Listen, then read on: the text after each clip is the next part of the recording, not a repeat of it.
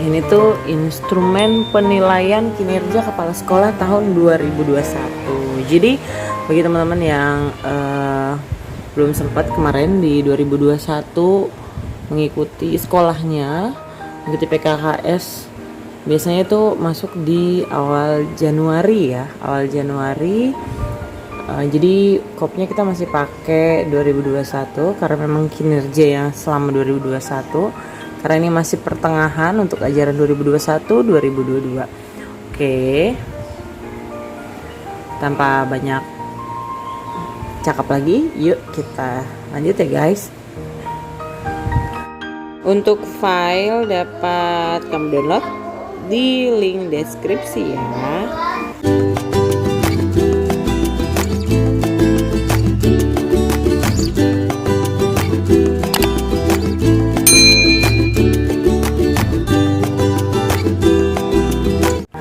Instrumen penilaian kinerja kepala sekolah 2021. Jadi ini yang pertama ada kepribadian dan sosial, ada kolom sub komponen, ada indikator, ada juga pembuktian kinerja bisa dari dokumen, observasi, wawancara ataupun foto, dan ini capaian kinerja atau leveling yang diperoleh.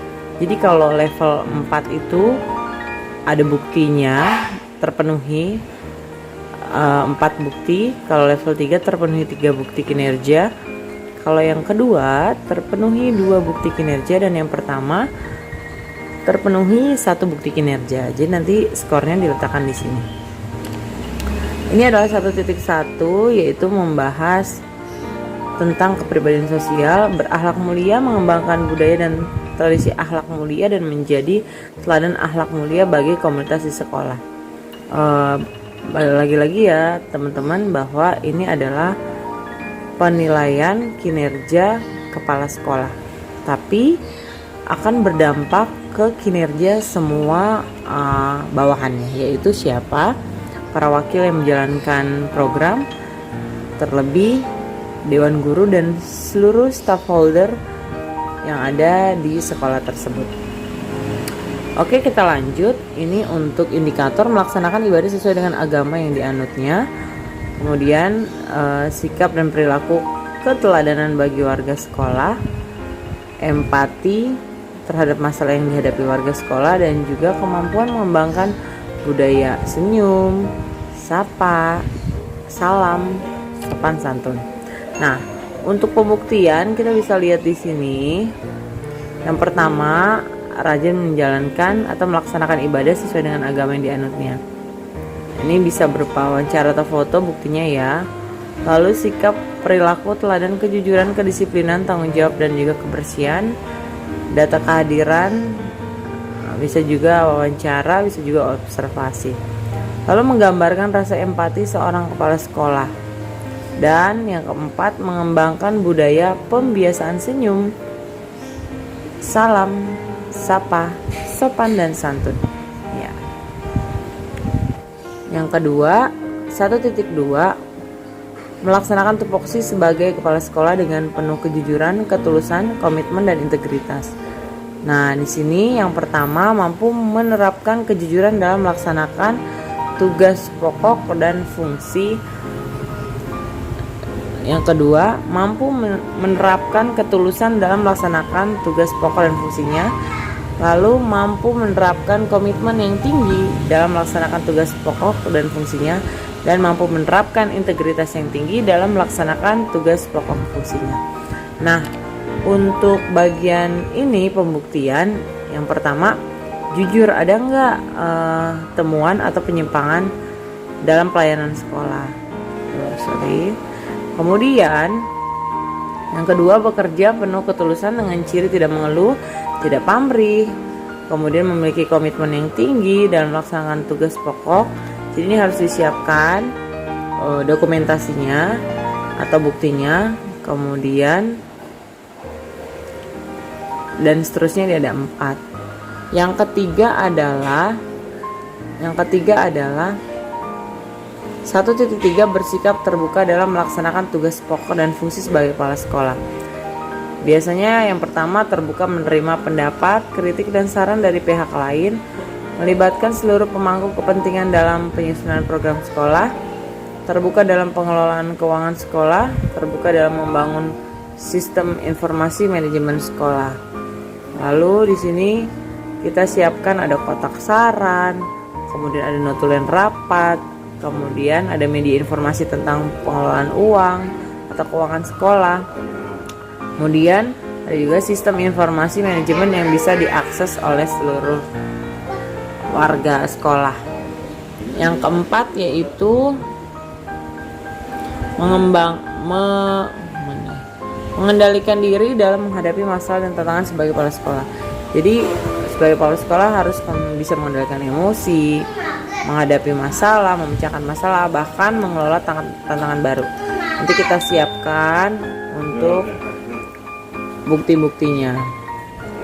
Yang 1.5 adalah berpartisipasi dalam kegiatan sosial kemasyarakatan. Pokoknya aktif dalam masyarakatan ya, bisa bidang pemerintah, kemudian sosial, dan lain sebagainya. Kemudian yang 1.6 adalah 1.6 tanggap dan peduli terhadap kepentingan orang atau kelompok lain. Kemudian 1.7 mengembangkan dan mengelola hubungan sekolah dengan pihak lain di luar sekolah dalam rangka mendapatkan dukungan ide. Kemudian sumber belajar dan juga pembiayaan sekolah. Ini ya, kita bisa lihat ada MOU di sana, kemudian ada program kegiatan bersama dengan bisa lembaga pemerintah, swasta, masyarakat. Kemudian abis itu kita buatkan laporannya. Jangan lupa ada laporannya. Setelah ada program ada laporan dan juga ada evaluasi hasil kerjasama tersebut. Bisa kita buktikan dengan dokumen ya. Yang kedua, kepemimpinan pembelajaran. Jadi sesuai dengan yang 2.1, bertindak sesuai dengan visi dan misi sekolah. Nah, ini biasanya ada programnya, pelaksanaannya, pengambilan keputusan, ada juga evaluasi. Terus merumuskan tujuan, menantang diri dan orang lain untuk mencapai standar yang tinggi, spesifik, terukur, dan dapat dicapai sesuai kemampuan sekolah pastinya, realistis dan juga waktunya jelas atau time bound. Nah, jadi tujuan sekolah itu harus menggunakan prinsip SMART. Apa itu? Spesifik, jadi jelas, fokus pada tujuan, measure, dapat diukur, achievable, dapat dicapai, realistic, berbasis kondisi nyata, time bound, target waktu itu jelas.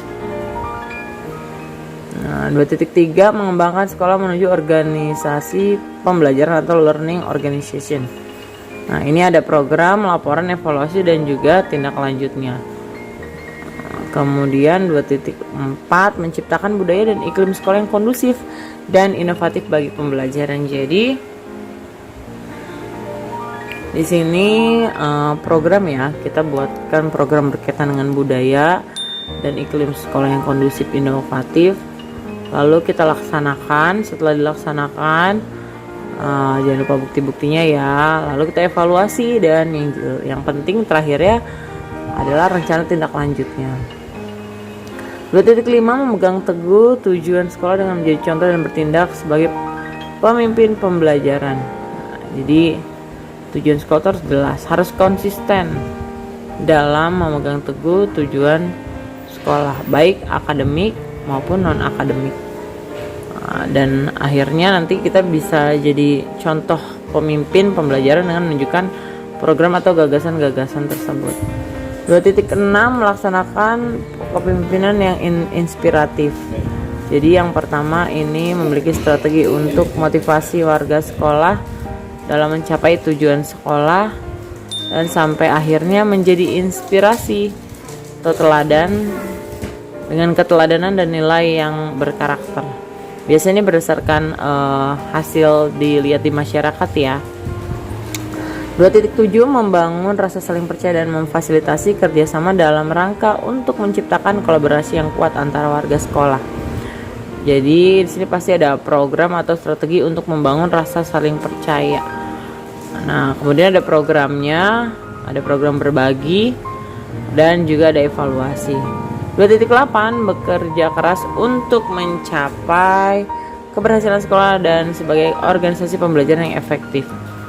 Seperti biasa ada programnya, pelaksanaan, evaluasi, dan juga tindak lanjut sekolah.